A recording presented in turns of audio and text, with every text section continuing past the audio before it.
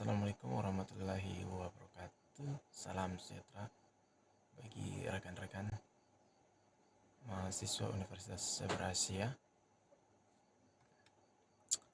Di eh, di video kali ini saya akan menjelaskan terkait dengan tugas pertama saya, komunikasi massa, yang berkaitan dengan teori belajar sosial. Saya kurang paham betul apa itu teori belajar sosial, tapi saya berusaha memahami karena saya masih awam kalau belajar tentang komunikasi, karena makanya saya mengambil jurusan ilmu komunikasi di Universitas Asia karena saya memiliki rasa penasaran, karena background saya sebenarnya adalah eh, komputer IT. Jadi di penjelasan saya kali ini yaitu ingin menjelaskan terkait artikel yang saya upload di Kompasiana dari tugas pertama saya, yaitu di judul artikel saya itu saya angkat dari channel YouTube Kang Deddy Mulyadi minggu belakangan, sebelum 2 minggu setelah terjadi peristiwa itu, kejadian itu tentang mahasiswa dan Kang Deddy Mulyadi. Tetapi di video saya buat dalam video ini sudah 3 minggu karena saya baru ada waktu untuk membuat tugas video ini. Jadi di artikel saya membahas tentang peristiwa dan kejadian langsung yang terjadi di channel YouTube Kang Deddy Mulyadi yang saya angkat. Saya buat artikelnya. Jadi dalam artikel yang saya angkat itu mengulas tentang video yang belakangan 2 minggu yang lalu atau 3 minggu yang lalu dari sekarang lah. Karena sekarang tanggal 10 ya, tanggal 10 Desember. Jadi di dalam video itu yang saya angkat terkait dengan tugas saya, seorang mahasiswa memprotes anggota DPR yaitu Deddy Mulyadi saat turun lapangan membersihkan pasar pada saat itu bersama petugas. Nah, di dalam video tersebut karena keseharian kita sebagai makhluk sosial selalu kita berinteraksi dengan organisasi, individu, atau bahkan di dalam kehidupan seringkali memanfaatkan atau mencari waktu luang untuk berkumpul, bergaul dengan organisasi atau individu, bahkan teman-teman. Nah, di dalam video tersebut, di dalam tayangan YouTube tersebut, tentu apa yang kita lakukan seperti contohnya yang dilakukan oleh Kang Deddy Mulyadi, tidak semua publik, tidak semua masyarakat menilai beliau positif, tapi ada juga yang menilai yang dilakukan beliau cuma pencitraan. Menurut saya yang dilakukan beliau itu sangatlah menginspirasi bagi anak-anak muda, apalagi yang calon pemimpin masa depan.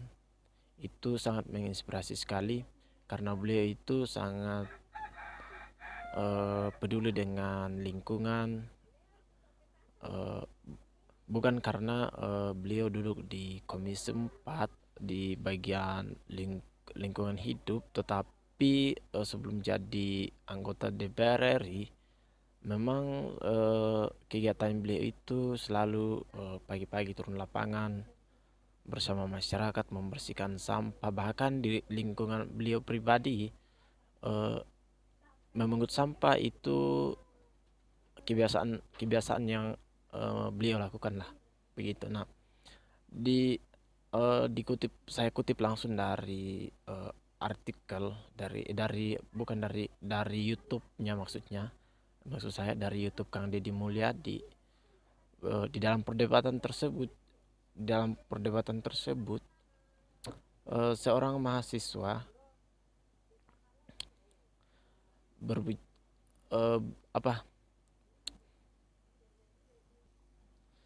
seorang mahasiswa mendatangi beliau dan mengaku membawa aspirasi masyarakat. Tentu mungkin dari teman-teman mahasiswa Unisia pernah melihat tayangan ini di channel YouTube Kang Deddy Mulyadi, bahwa dia membawa aspirasi masyarakat dan menanyakan dasar hukum dan kewenangan Kang Deddy Mulyadi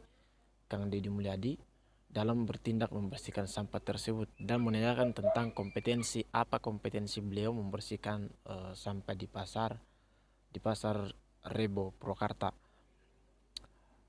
Kemudian Kang Deddy pada saat itu beliau menjawab bahwa saya bukan anggota DPR RI, karena mahasiswa datang ini bahwa menyampaikan kepada beliau, katanya apa kompetensi dan kewenangannya untuk membersihkan sampah ini, kurang begitulah, karena ini ada dinas terkait yang harus turun lapangan, bukan untuk beliau ya, mungkin seperti itu. Tetapi di situ beliau langsung menjawab bahwa saya di sini bukan anggota DPR RI, saya ini masyarakat Purwakarta yang mencintai kebersihan. Nah, begitulah tanggapan Kang Deddy Mulyadi menjawab seperti itu kepada mahasiswa yang pada saat itu mengaku membawa aspirasi masyarakat.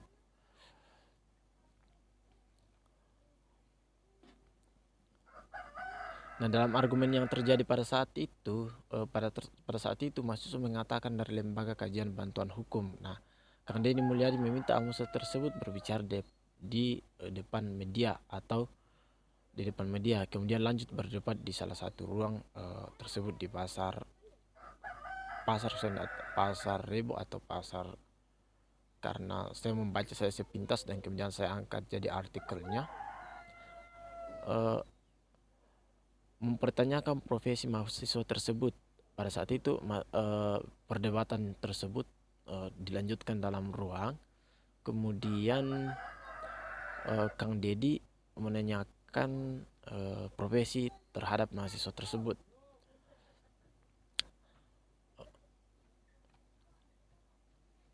Dan di sini saya kurang tahu apa yang saya perlu bahas,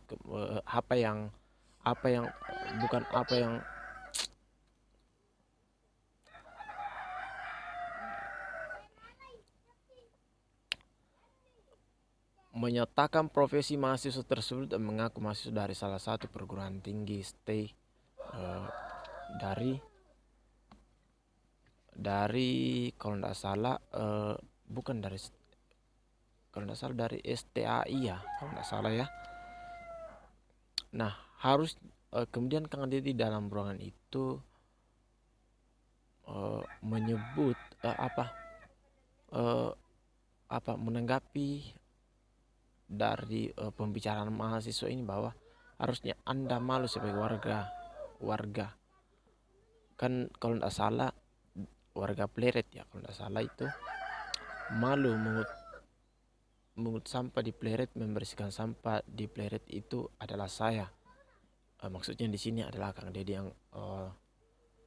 Deddy yang membersihkan sampah tersebut. Kalau teman-teman sempat nonton tayangan Kang Deddy Mulyadi, karena saya juga fansnya Kang Deddy Mulyadi, termasuk fansnya juga. Jadi Kang Deddy Mulyadi di sini menyampaikan bahwa di sini tidak ada tupoksi lingkungan hidup angkut sampah sampai di desa. Tidak ada kewenangan atau tupoksi lingkungan hidup angkut sampah sampai di desa. Nah, yang diangkut sampah itu adalah yang membayar retribusi sampah di desa. Tidak ada retribusi sampah dan itu kewajiban masyarakat. Itu yang disampaikan oleh Kang Deddy Mulyadi pada saat itu. Kemudian dalam argumen tersebut mahasiswa menjawab bahwa katanya ada retribusi yang mereka bayarkan ke petugas. Kemudian Kang Deddy menjawab di mana, artinya di mana petugas itu mungkin menerima bayaran begitu ya. Kemudian mahasiswa tersebut menjawab di geng sekolah, maksudnya alamat tempat tinggalnya si mahasiswa tersebut.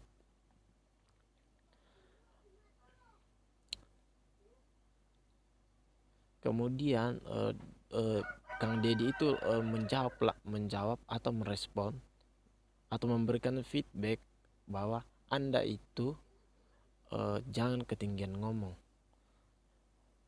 Kemudian mahasiswa menjawab, saya nggak ketinggian ngomong, saya tidak ketinggian ngomong. Padahal nyata-nyata di situ Kang Deddy hanya membantu masyarakat, membantu petugas kebersihan di pasar untuk membersihkan sampah. Jadi menurut pemahaman saya pribadi, apabila dikaitkan dengan teori belajar sosial di dalam perdebatan tersebut, jika dikaitkan ke teori belajar sosial, yaitu pentingnya menganalisa sebuah permasalahan. Contohnya ketika siswa yang kita pelajari dalam teori belajar sosial, ketika siswa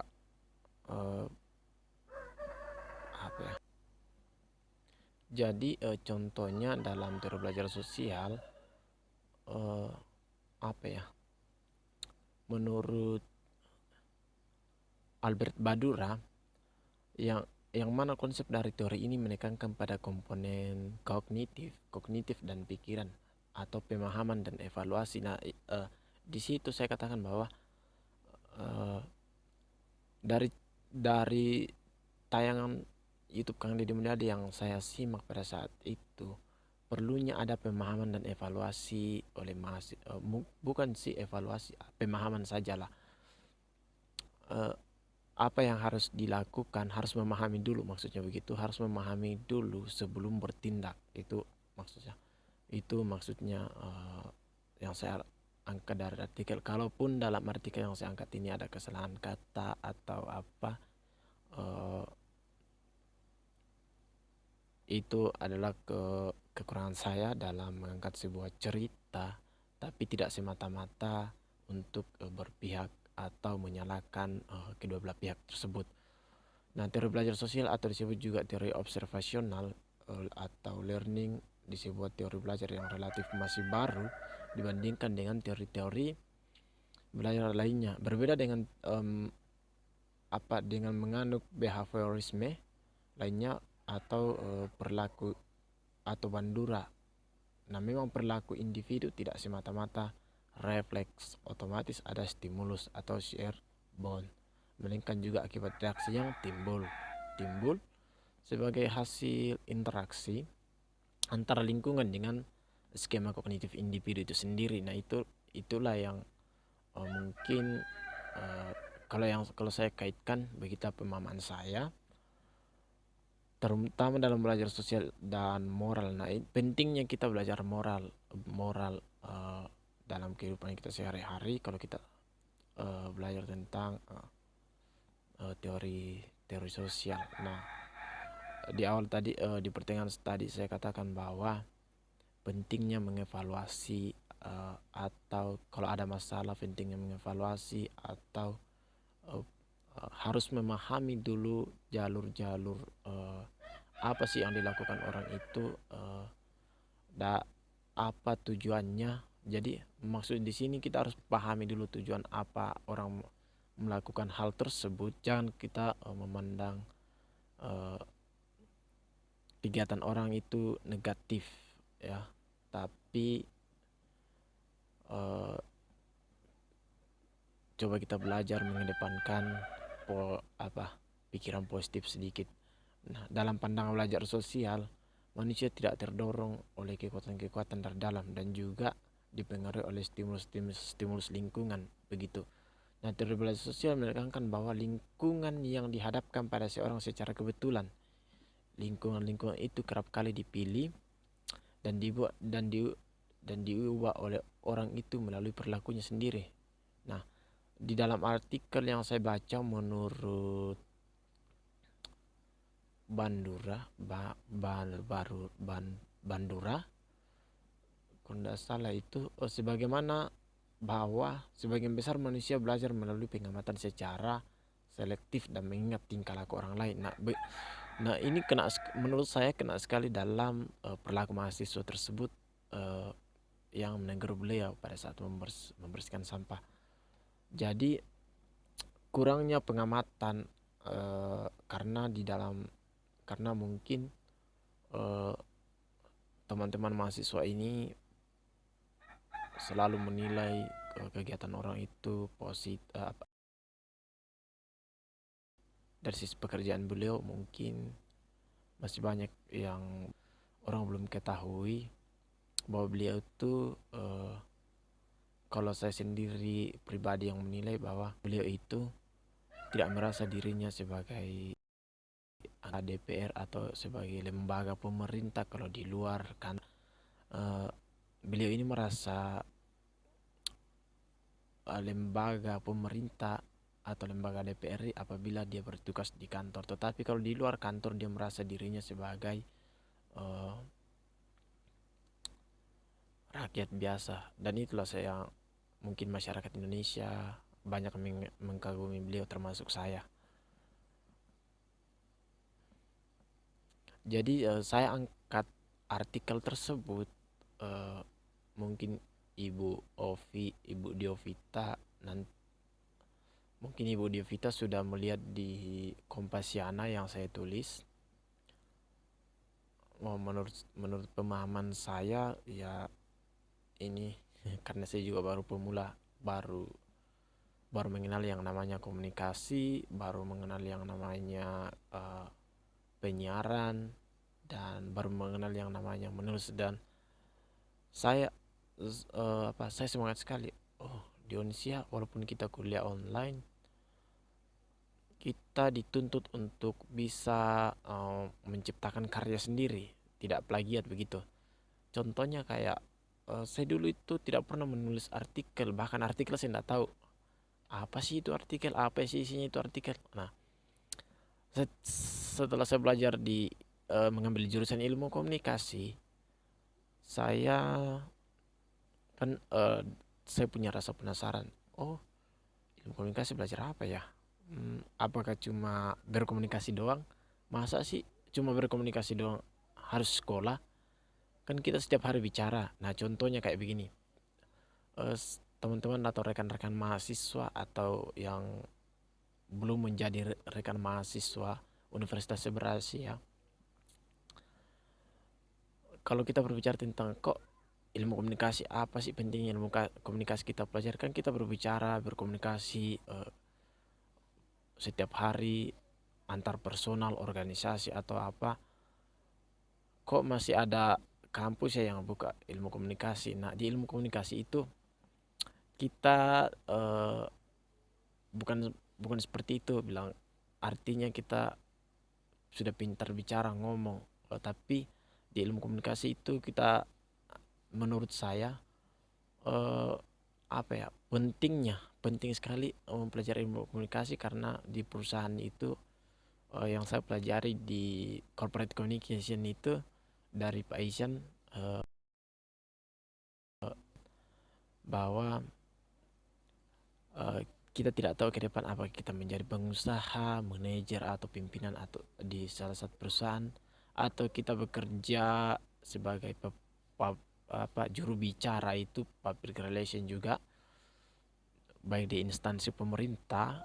Itu sangat penting, itu kemampuan berkomunikasi. Jadi, nah, salah satu mata kuliah yang favorit saya pribadi di ilmu komunikasi adalah videografi ya.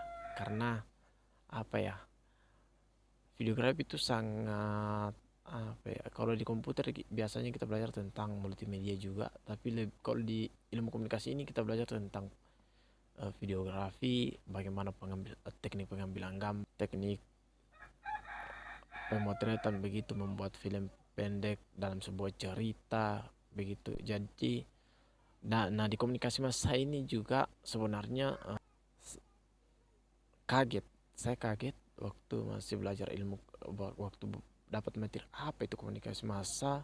Maklum kan karena saya kan masih belajar, masih ya baru mengenal ilmu komunikasi. Bahkan di Toraja mungkin baru saya yang mungkin ada orang lain, tapi baru saya yang merasa ambil ilmu komunikasi karena teman-teman dari Toraja ada yang kuliah keguruan teologi, pendeta, informatika, sistem informasi, keperawatan. Jadi yang saya dengar itu cuma itu aja. Nah, setelah saya browsing, ilmu ada universitas Indonesia terbaru nih. Prodinya apa saja ya? Nah, setelah itu saya tanya-tanya sama saya punya dosen, pernah dengar nggak ilmu komunikasi itu apa? Komunikasi itu apa ya? Terus dia menyerang, oh iya ilmu komunikasi itu apa? Dia bergerak di bidang penyiaran. Penyiaran bisa juga menjadi penulis. Nah, makanya saya tertarik di situ. Jadi di artikel yang saya angkat itu kurang lebih seperti itu teman-teman atau rekan-rekan mahasiswa atau khususnya kepada Ibu Diovita, dosen ilmu komunikasi massa. Di sini saya masih belajar juga dan saya akui saya masih grogi depan kamera. Jadi makanya di ilmu komunikasi saya ambil ilmu komunikasi supaya saya bisa terdorong oleh dosen-dosen. Artinya saya memaksakan diri untuk tidak malu-malu depan kamera, bisa pede. Nah, kemudian ke depannya saya harapkan ke depannya saya lebih bisa memahami materi-materi karena di lain hal juga saya kurang apa ya, jarang paling membaca sepintas juga materi, makanya saya masih kurang paham sedikit tentang komunikasi massa. Jadi sekian dan terima kasih presentasi saya kali ini. Semoga kedepannya saya makin bisa lancar berbicara, tidak tidak kandas-kandas seperti inilah. Jadi saya bersyukur sekali, berterima kasih sama Ibu Diovita sudah memberikan tugas untuk membuat konten dari tugas satu saya. Di sini saya hanya menjelaskan sedikit tadi tentang artikel saya yang saya singkat karena saya tidak membaca lagi begitu. Saya tidak membaca lagi artikel saya, hanya saya ingat apa yang saya ingat sedikit dan sebagian apa yang saya bahas di dalam artikel saya tersebut. Jadi di sini saya sebagai mahasiswa Universitas Berasia sangat bersyukur bisa ketemu teman-teman baru karena sama dosen-dosen baru karena pernah saya juga kuliah di salah satu perguruan tinggi tapi saya tidak lanjut. Terima kasih kepada Ibu Diovita atas tugas yang diberikan dan kurang lebih kalau ada kesalahan atau kata-kata yang kurang berkenan di hadapan teman-teman, rekan-rekan mahasiswa ataupun para penonton video ini, saya mohon maaf karena ini hanya tugas yang saya angkat sebagai salah satu syarat UTS. Makanya saya angkat tugas ini dalam artikel. Terima kasih. Assalamualaikum warahmatullahi wabarakatuh. Salam sejahtera bagi kita semua.